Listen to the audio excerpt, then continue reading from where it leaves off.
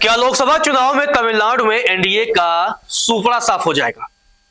क्योंकि तमिलनाडु के मुख्यमंत्री एमके स्टालिन ने इंडिया गठबंधन के लिए सीट फॉर्मूला तैयार कर दिया है और जिसके बाद से ये कयास लगाए जा रहे हैं कि 2019 लोकसभा चुनाव की तरह इस बार भी एमके स्टालिन की अगुवाई में एनडीए का सूपड़ा साफ कर दिया जाएगा। क्योंकि 2019 में 40 लोकसभा सीटों वाले तमिलनाडु में डीएमके ने शानदार प्रदर्शन किया था। उस समय यूपीए गठबंधन था, तो डीएमके, कांग्रेस और तमाम छोटी छोटी पार्टियों ने मिलकर के लगभग तमिलनाडु की हर सीट पर जीत हासिल की थी और इस बार भी सीट फॉर्मूला बनकर तैयार हो गया है। चलिए आपको बता देते हैं कि किस तरह से एमके स्टालिन और कांग्रेस ने सीट फॉर्मूला तैयार किया है। तमिलनाडु की 40 सीटों में से किस पार्टी को कितनी सीटें दी गई हैं और किस तरह 2019 की तरह ही 2024 लोकसभा चुनाव में भी एनडीए को मात देने का प्लान पूरा तैयार किया गया है। आपको यह भी बता दें, कांग्रेस कुल तमिलनाडु में 9 सीटों पर चुनाव लड़ेगी। इसके अलावा पुडुचेरी की सीट भी कांग्रेस के खाते में गई है।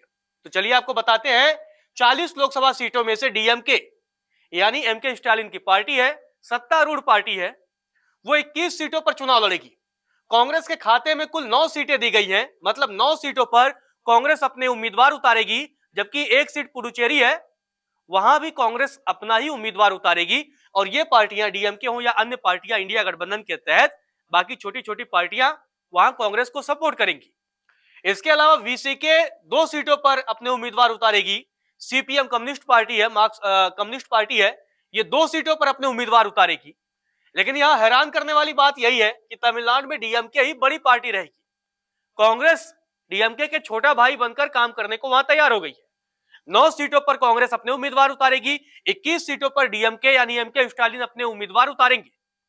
इसके अलावा सीपीआई को भी 2 सीटें दी गई है, एमडीएमके को भी 1 सीट, केडीएमके को 1 सीट और आईयूएमएल यानी मुस्लिम लीग को 1 सीटों पर चुनाव लड़ने का जो सीट है वो दे दिया गया है। लेकिन तमिलनाडु में एमके स्टालिन ने जिस तरह से यह फॉर्मूला तैयार किया है, कुछ ऐसा ही फॉर्मूला उन्होंने 2019 के भी लोकसभा चुनाव में बनाया था। जब पूरे देश में भारतीय जनता पार्टी को 300 से अधिक सीटें मिली थी, तो तमिलनाडु में उसका खाता भी नहीं खुला था और एनडीए के खाते में महज 1 सीट आई थी। एआईएडीएमके को सफलता मिली थी महज 1 सीट पर। 40 में से 39 सीटों पर एमके स्टालिन का जलवा चला था और उस समय यूपीए गठबंधन के जितने भी साथी थे, उन सब ने मिलकर 39 सीटों पर जीत हासिल की थी। तो अगर देखा जाए, उसी तरह का फॉर्मूला 2024 लोकसभा चुनाव के लिए भी तैयार है और अगर ऐसा होता है तो निश्चित तौर पर तमिलनाडु में एक बार फिर से भारतीय जनता पार्टी का सूपड़ा साफ हो सकता है, एनडीए गठबंधन का सूपड़ा साफ हो सकता है। अब आखिर हम ऐसा कह क्यों रहे हैं, यह भी आपको बता देते हैं। दरअसल जब 2019 में चुनाव हुए थे, ये 2019 के नतीजे हैं। डीएमके को कुल 20 सीटों पर सफलता मिली थी, कांग्रेस ने 8 सीटों पर जीत हासिल की थी, सीपीआई ने 2 सीटों पर जीत हासिल की थी, सीपीएम ने 2 सीटों पर जीत हासिल की थी और वीसीके को भी 2 सीटों पर सफलता मिली थी। और मजेदार बात देखिए, जिन जिन सीटों पर सफलता मिली थी उतनी सीटें लगभग दी गई हैं। अब देखिए, इस बार 21 सीटों पर अगर डीएमके लड़ रही है तो 20 सीटों पर सफलता पिछली बार वो पाई थी। 9 सीटों पर कांग्रेस चुनाव लड़ रही है तो 8 सीटें पिछली बार भी कांग्रेस के खाते में गई थी। तो मतलब इस बार भी वही 2019 वाला ही फॉर्मूला है और 2019 की तर्ज पर 2024 के लोकसभा चुनाव में इंडिया गठबंधन एनडीए को हराने के लिए तैयार है तमिलनाडु में। अब आखिर अन्य पार्टियों को कितनी मिली थी? मुस्लिम लीग को 1 सीट पर सफलता मिली थी, केएमडीके को 1 सीट पर सफलता मिली थी, एमडीएमके को 1 सीट पर सफलता मिली थी और इसके साथ ही उस समय यह भी गठबंधन के हिस्सा थे, आईजेके को भी 1 सीट पर सफलता मिली थी। तो देखिए किस तरह से 2019 की तरह सारी पार्टियों को सीट बंटवारा कर दिया गया है और इस बार भी एमके स्टालिन की अगुवाई में इंडिया गठबंधन, क्योंकि तमिलनाडु की जो राजनीति है वहां आज के तौर पर एमके स्टालिन काफी लोकप्रिय हैं, मुख्यमंत्री हैं और उनकी ही अगुवाई में इस बार इंडिया गठबंधन एनडीए को हराने के लिए तैयार है। और लगातार डीएमके और कांग्रेस दावा भी कर रही है कि इस बार वहां एनडीए का सूपड़ा साफ हो जाएगा।